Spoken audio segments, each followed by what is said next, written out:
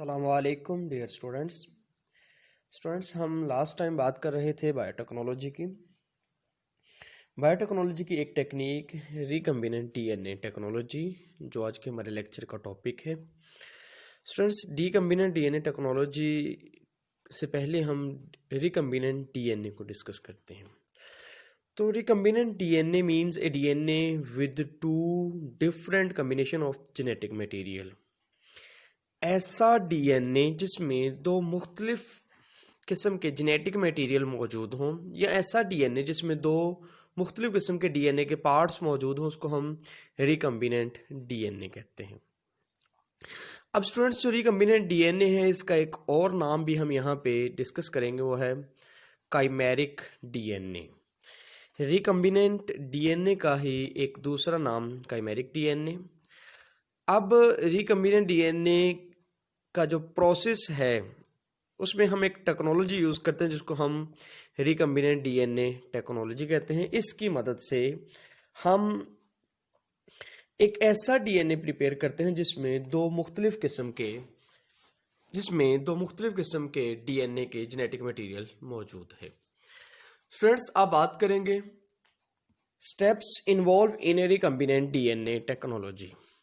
Recombinant DNA technology में जो steps involve हो रहे हैं वो कौन कौन से हैं? जी students, basically recombinant DNA technology में 4 मेजर स्टेप्स हैं जो इन्वॉल्व होते हैं। Number 1, gene of interest. जो इंटरेस्टेड जीन है उसको आपने एक स्पेसिफिक डीएनए में इंट्रोड्यूस करवाना है ताकि उसकी मदद से जो स्पेसिफिक एक्टिविटी है वो परफॉर्म की जाए। दूसरा आ जाएगा molecular scissor. Molecular scissor basically gene को कट करने के लिए एक एंजाइम इस्तेमाल किया जाता है। अब इसकी कंप्लीट डिस्क्रिप्शन हम नेक्स्ट लेक्चर में देखेंगे। वेक्टर बेसिकली एक ऐसा अपरेटस है जो कि डीएनए को एक इंडिविजुअल में इंट्रोड्यूस करवाने के लिए इस्तेमाल किया जाता है। जब एक इंटरेस्टेड जीन को मॉलिक्यूलर साइजेस की मदद से कट किया जाता है और उसको किसी इंडिविजुअल में वेक्टर की मदद से इंट्रोड्यूस करवाया जाता है, तब वो जीन एक्सप्रेस्ड होता है। स्टूडेंट्स, बेसिकली ये कंप्लीट प्रोसेस है। होता ये है कि लेट्स मैं चाहता हूँ कि ये डीएनए है मेरे पास, इस डीएनए का ये वाला पार्ट मैंने किसी इंडिविजुअल में इंट्रोड्यूस करवाना है। स्टूडेंट्स, सबसे पहले क्या होता है कि मॉलिक्यूलर साइजर इस डीएनए के पार्ट को कट करता है। ये आ गया पार्ट। अब इस कट पार्ट को किसी भी वेक्टर, स्पेशली प्लाज्मिड, उसकी मदद से, plasmid extra chromosomal circular DNA है, इसकी मदद से जिस इंडिविजुअल में आपने इसको पुट करना है उस इंडिविजुअल में इसको इंट्रोड्यूस करवा दिया जाता है। मीन कि इसको, इस डीएनए को प्लाज्मिड की मदद से इसके अंदर ऐड किया जाता है। अब जब ये डीएनए इस बॉडी में, इस इंडिविजुअल में चला जाएगा तो इसकी जो प्रॉपर्टी शो होंगी वो वही होंगी जो इस डीएनए के पार्ट की थी। इस तरह रिकम्बिनेंट डीएनए की मदद से एक इंडिविजुअल के ट्रेड्स को, करैक्टरिस्टिक्स को चेंज किया जा सकता है। स्टूडेंट्स, रिकम्बिनेंट डीएनए टेक्नोलॉजी जिसका पहला स्टेप है जीन ऑफ इंटरेस्ट। अब आपके पास एक स्पेशल जीन है, जीन जिसमें स्पेशल कुछ प्रॉपर्टीज मौजूद होंगी। सबसे पहले हम देखते हैं कि इसको हम हासिल कैसे करते हैं। जीन ऑफ इंटरेस्ट को अचीव करने के 3 स्टेप हैं। उनमें पहला स्टेप आ जाएगा कि अगर gene of interest large size का है तो उसको क्रोमोसोम से सेपरेट कर लो। क्रोमोसोम स्टूडेंट्स हम जानते हैं कि एक्स शेप स्ट्रक्चर है। कुछ क्रोमोसोम्स एक्स क्रोमोसोम हैं और मोस्टली ऑटोसोमल क्रोमोसोम है। अब जो जीन आपने इंटरेस्टेड है उसको इस क्रोमोसोम से सेपरेट कर लिया जाता है। सेपरेट कैसे किया जाता है? अब सेपरेट करने के लिए इस जीन ऑफ इंटरेस्ट को लिए एक स्पेसिफिक एंजाइम इन्वॉल्व होता है। उस एंजाइम का नाम है रिस्ट्रिक्शन एंडोन्यूक्लियेसिस एंजाइम। वो इसको कट करता है फिर अलहदा करता है, ये कंप्लीट प्रोसेस है। क्रोमोसोम से जीन को अलहदा कैसे किया जाता है? With the help of restriction endonucleases enzyme. And restriction endonucleases enzyme की मदद से अलहदा किया जाता है।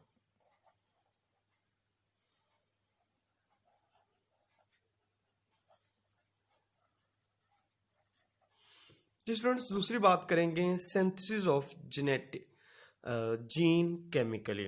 अगर जीन स्मॉल साइज का है तो हम लेबोरेटरी में इसको केमिकली प्रिपेयर भी कर सकते हैं। अगर जीन स्मॉल साइज का है तो हम लेबोरेटरी में इसको डिफरेंट केमिकल से प्रिपेयर भी कर सकते हैं। तीसरा मेथड ये है कि हम जीन को मैसेंजर आरएनए से भी बना सकते हैं। स्टूडेंट्स, नॉर्मल कंडीशन में क्या होता है कि डीएनए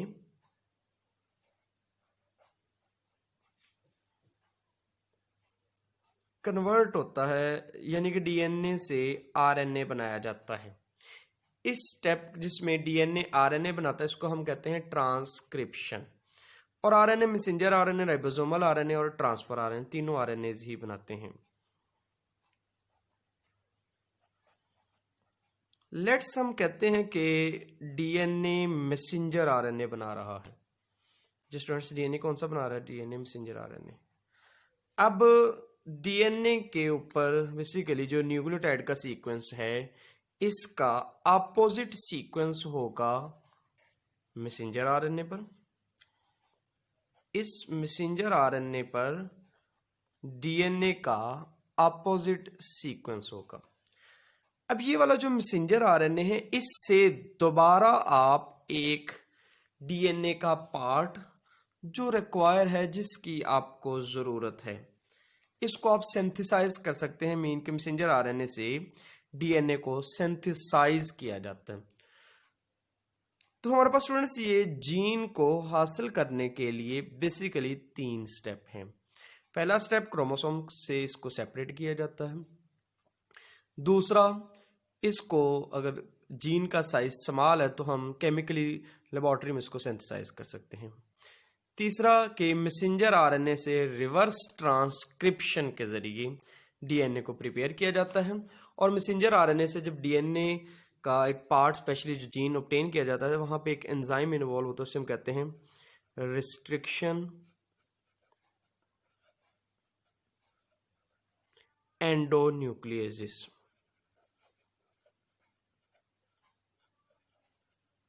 जी स्टूडेंट्स, ये enzyme restriction endonucleases enzyme directly involve हो रहा है मैसेंजर आरएनए को से डीएनए सिंथेसिस करने के लिए। नेक्स्ट हम बात करते हैं स्टूडेंट्स, हमारे पास दूसरा स्टेप आ रहा है वेक्टर। वेक्टर हमने बात की कि एक ऐसा मॉलिक्यूल है जो vector any DNA molecule such as plasmid, कि कोई भी डीएनए का मॉलिक्यूल जैसे कि आपके पास है plasmid, which serve to carry foreign DNA into host cell, जो होस्ट सेल में फॉरेन डीएनए को इंट्रोड्यूस करवाने के लिए यूज होता है। Where it may be expressed or replicated, जहां पर ये एक्सप्रेस्ड या रेप्लिकेटेड होना है वहां पे वेक्टर की मदद, यानी कि वेक्टर की मदद से आप किसी भी इंडिविजुअल में जीन को इंट्रोड्यूस करवा सकते हैं। अब यहाँ पे वेक्टर की एक एग्जांपल स्टूडेंट्स हम बात करेंगे प्लाज्मिड। अब होता क्या है कि बैक्टीरियल सेल के अंदर एक्स्ट्रा क्रोमोसोमल सर्कुलर डीएनए की फॉर्म में एक ऑर्गेनेली नुमा स्ट्रक्चर है जिसको हम प्लाज्मिड का नाम देते हैं। Bacterial cell take up recombinant plasmid, recombinant plasmid bacteria का जो सेल है वो लेता है, specially if they are treated with calcium chloride. जब हम कैल्शियम क्लोराइड, नेक्स्ट हम एक्सपेरिमेंट भी करेंगे कि जो ट्रांसजेनिक बैक्टीरिया है उसमें जो डीएनए है वो कैसे इंट्रोड्यूस करवाया जाता है कैल्शियम क्लोराइड की मदद से। स्टूडेंट्स, ये एमसीक्यूज है, इसको अंडरलाइन कर लीजिएगा। To make them more permeable, plasmid calcium chloride की मदद से हम जो प्लाज्मिड है उसको मोर परमेबल बनाते हैं। As a cell reproduce a bacterial clone, इसकी वजह से बैक्टीरिया का क्लोन बनता है। इन दिस वे, इस तरह new cell contain at least one plasmid, इस तरह जो नया सेल है वो कम से कम एक प्लाज्मिड रखता है। Thus each of the bacteria has gene of interest, इस तरह हर bacteria specific gene of interest इसमें पुट कर दिया जाता है। अब जो जीन ऑफ इंटरेस्ट है उसकी कॉलोनी बनाकर उसको हम आइसोलेट कर सकते हैं, एनालिसिस तज्जिया करने के लिए, मुख्तलिफ एक्सपेरिमेंट में अप्लाई करने के लिए उसको हम आइसोलेट कर सकते हैं, सेपरेट कर सकते हैं। अब ये दूसरा स्टेप है वेक्टर। वेक्टर की इंपॉर्टेंस क्या है students? It's division in bacteria. जब बैक्टीरिया के अंदर प्लाज्मिड है जो वो डिवाइड होता है, इसकी रेप्लिकेशन होती है, मे और may not be agree with the division of bacteria. बाज़ औक़ात प्लाज्मिड की जो डिवीजन है ये बैक्टीरिया के अकॉर्डिंग होती है, बाज़ औक़ात बैक्टीरिया के अकॉर्डिंग नहीं होती, ये इंडिपेंडेंट भी हो जाती है।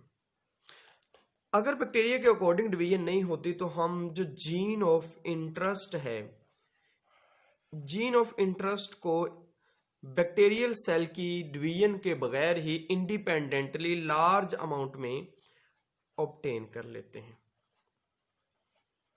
इंडिपेंडेंटली इसको ऑब्टेन किया जाता है जीन ऑफ इंटरेस्ट को। नेक्स्ट फ्रेंड्स हम बात करें कैरेक्टरिस्टिक्स ऑफ वेक्टर की। Common type of vector is a plasmid. Plasmid एक कॉमन टाइप ऑफ वेक्टर है। स्टूडेंट्स ये शॉर्ट क्वेश्चन भी रिपीट हो चुका है। Right on the characteristics of vector. Plasmid is extra chromosomal circular DNA of bacterial cell. It carry gene and replicate independently. जो plasmid है ये इसके पास जीन होते हैं और इंडिपेंडेंटली ये रेप्लिकेट करते हैं। Plasmid has the ability for antibiotic resistant and fertility. इसके पास फर्टिलिटी मीन के खुद ब खुद ये रेप्लिकेट कर सकते हैं, उसकी एबिलिटी, और एंटीबायोटिक के खिलाफ रेजिस्टेंस की जो एबिलिटी होती है। Plasmid were discovered from study of sex life of intestinal bacteria. जब इंटेस्टाइनल बैक्टीरिया, इंटेस्टाइन में रहने वाले जो बैक्टीरिया है एस्क्रिचिया कोलाई, इसकी सेक्सुअल लाइफ को देखा गया, तब प्लाज्मिड की डिस्कवरी हुई। नेक्स्ट हम प्लाज्मिड की ये कैरेक्टरिस्टिक्स थी। और अब नेक्स्ट क्वेश्चन है short question, example of plasmid. हमारे पास बेसिकली दो एग्जाम्पल है। PSC101 ये एक प्लाज्मिड का नाम है। Has antibiotic resistance gene for tetracycline. Tetracycline के खिलाफ रेजिस्टेंस जीन इसमें मौजूद होता है। दूसरी प्लाज्मिड की एग्जांपल है PBR322। इसके पास antibiotic resistance gene for ampicillin and tetracycline. Ampicillin और टेट्रासाइक्लिन दोनों के खिलाफ रेजिस्टेंस जीन इसमें मौजूद होते हैं। स्टूडेंट्स होता क्या है कि inserting gene of interest in tetracycline resistance gene of plasma plasmid 3 जो 22 है PBR322 then get easily colonies of bacteria. कहते हैं कि अगर आप 322 मीन के PBR322 इसके प्लाज्मिड को ऑब्टेन करना है तो बैक्टीरिया को कॉलोनीज बनाओ, कॉलोनी से आप इसको सेपरेट कर सकते।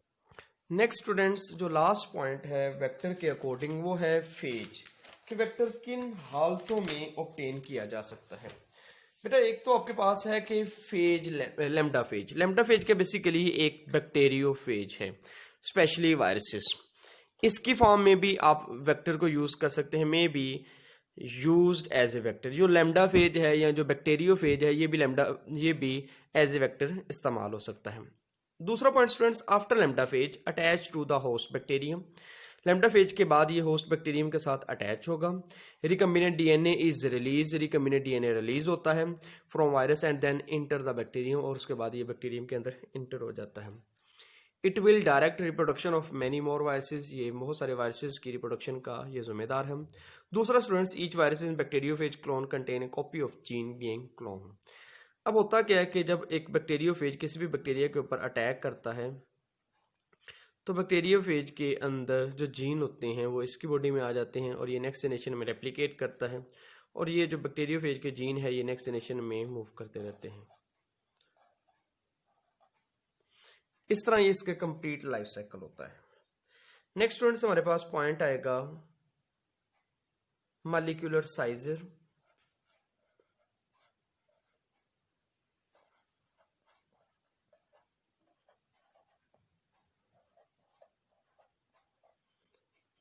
इसकी हम एग्जांपल बात करते हैं रिस्ट्रिक्शन एंडोन्यूक्लियसिस।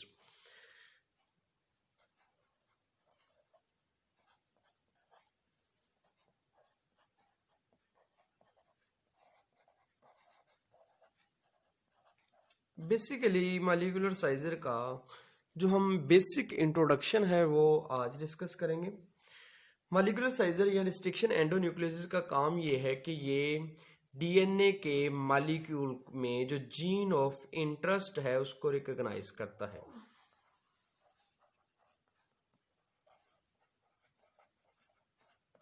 जो स्टूडेंट्स मॉलिक्यूलर साइजर या रिस्ट्रिक्शन एंडोन्यूक्लियोसिस जो एंजाइम है ये डीएनए में जो जीन ऑफ इंटरेस्ट है इसको रिकॉग्नाइज करता है और दूसरा काम है इसको कट करना। जी स्टूडेंट्स, ये कैसे रिकॉग्नाइज करता है, कैसे ये कटिंग में इन्वॉल्व होता है, ये हम इंशाल्लाह नेक्स्ट लेक्चर में डिस्कस करेंगे। Thank you students.